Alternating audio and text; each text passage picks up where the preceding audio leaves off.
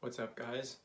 Um, just a quick note, if it looks like I'm looking weird, it's because I'm using front camera sideways mode, so camera is here, but I'm looking directly at it, which is there, which looks like it's a weird angle.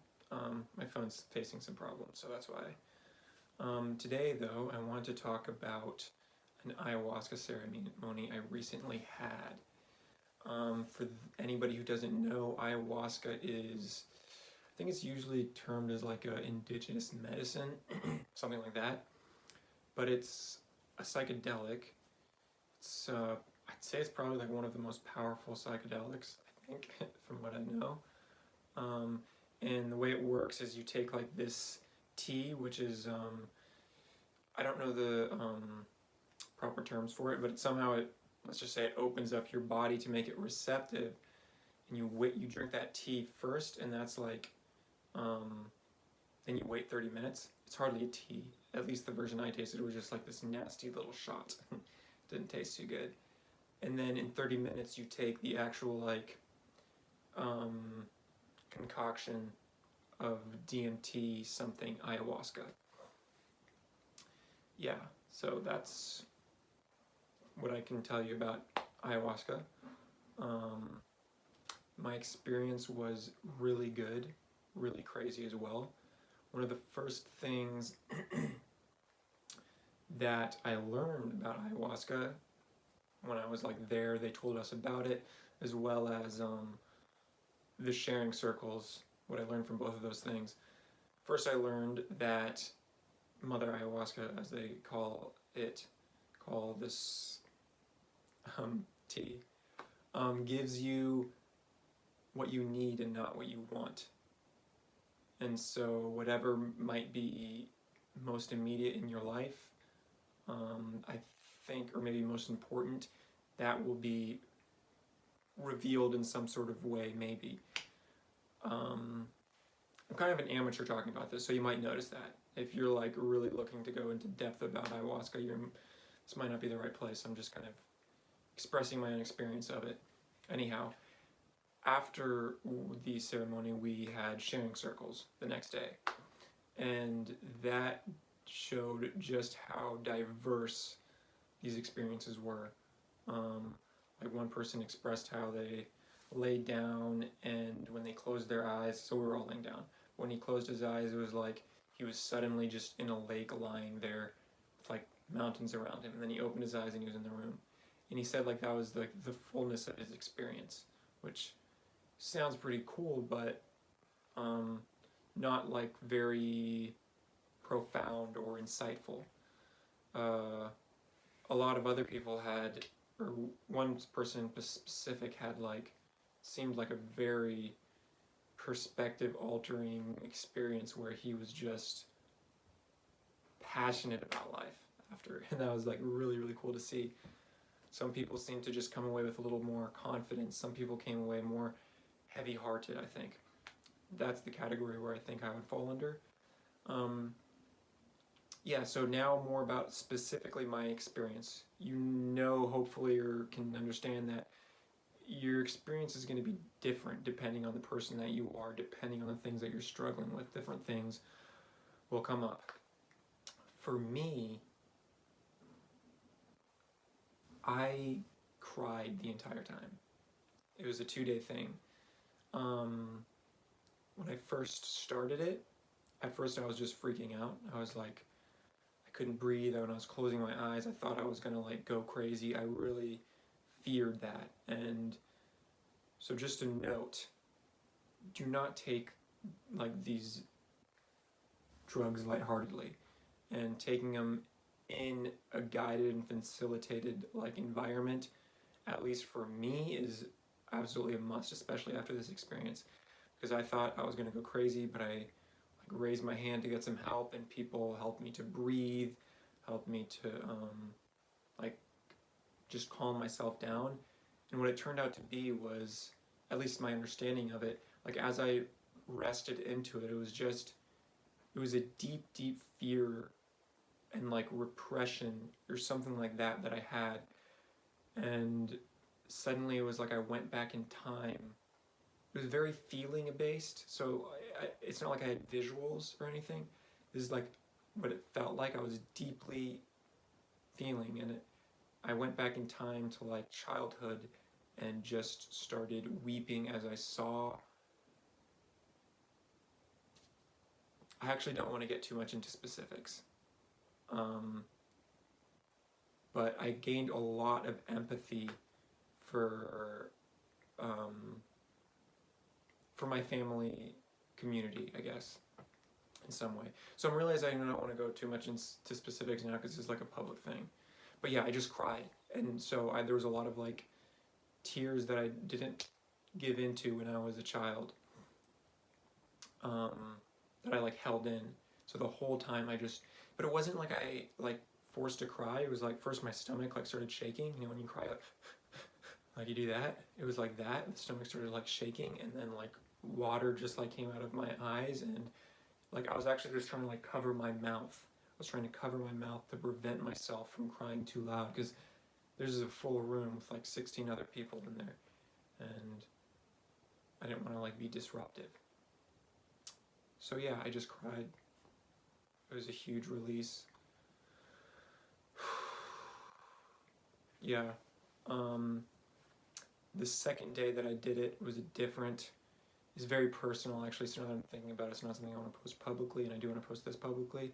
But it was like this strife that I had that needed to be released, and I was allowed to go into another room and just scream and like punch the ground, and it was like more emotion than I could ever imagined. Like it completely, I had a blindfold on, and I like went back in time to these times in my childhood, and like it was like I was so deeply in it.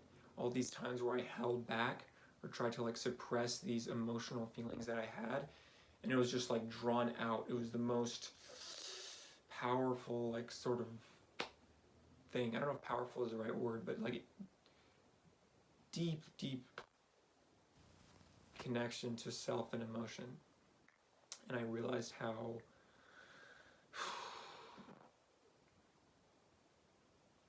emotionally confused I was. And I think I'm saying these things about myself, but I don't think, I mean, I really do not think, I'm kind of struggling on where to go with this thought. I think that this is something that, by and large, the world we live in, or at least the society, the pockets of society, at least that I've grown up in, struggle with.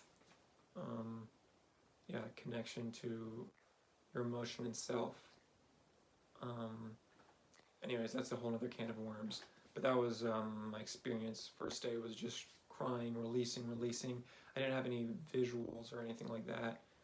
Or I did a tiny bit, but not much. And the second day was, I still actually cried more the second day, but I cried and was able to like release some deep anger. Okay, that was the experience. Now I want to try and get into what I think about it more fully. Like, what are some takeaways or some benefits or some drawbacks? It's so hard to say. I mean, it was like an incredibly powerful experience.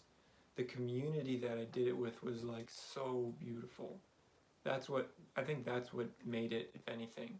Like, gosh, people were amazing. They were so kind. Some people were really funny, but like such a deep, genuine, loving kind of funny. I'm realizing this front camera thing is being odd because I don't like looking at myself. I want to look at the camera and I envision I'm talking to someone, but then I look at myself and it's like I'm talking to the mirror. Anyways, I could just like cover up the screen. Yeah. It's almost like too much to come away with. And yeah, it was heavy. I wish that there was space to do this in a larger community because I have this crazy experience and then I go back to like regular day life. Well, actually, now that I'm thinking about it, maybe that speaks a little bit to things that it might be leading me towards, like I should take note, and I'm just thinking of this right now, I should take note to investing more in my community, my tribe, the people I surround myself with, and trying to move out more to connect with good people. Yeah, that's a good spontaneous takeaway that just came up, because I often neglect that.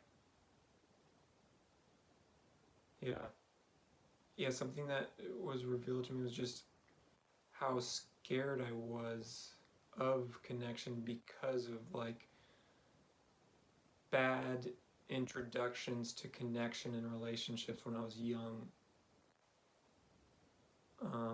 That's my intellect now speaking, but it does, like, I was noticing how emotionally like confused I was. Like a lot of things seemed to be acted, in that I was pursuing things that looked good, and I was completely disconnected from what felt good and felt right to me. There was no felt sense in my life. It was all intellect in some sort of way, or dogma, or following a certain set of rules or outlines given to me by a separate voice that surrounded me, whether that was like, I don't know, family, community, society, school, whatever it is that fed that in. I'm drifting a little too much. I wanted to try and keep this, well, for future, I want to try and be more concise and articulate with what I'm saying. It was kind of free for all. But yeah, that's it. That was my ayahuasca experience. I really couldn't recommend it or unrecommend it to someone. I think I would really need to get to know the person. Knowing myself, I'm gonna, although it was so powerful, I'm gonna probably stay away from it for a little bit. I'm definitely gonna be coming back, but it might be like a year or two, I think. For now, that's what I think. It like opens you up, and I think that because I'm in an unstable environment, there's a lot of signals coming in that are confusing or I don't have control over, as in like unstable housing, unstable job, people I'm not familiar with, and it creates more of an alarm system sort of vibe to myself, if that makes sense. All right, without further ado, thanks for listening to my ayahuasca experience, and peace.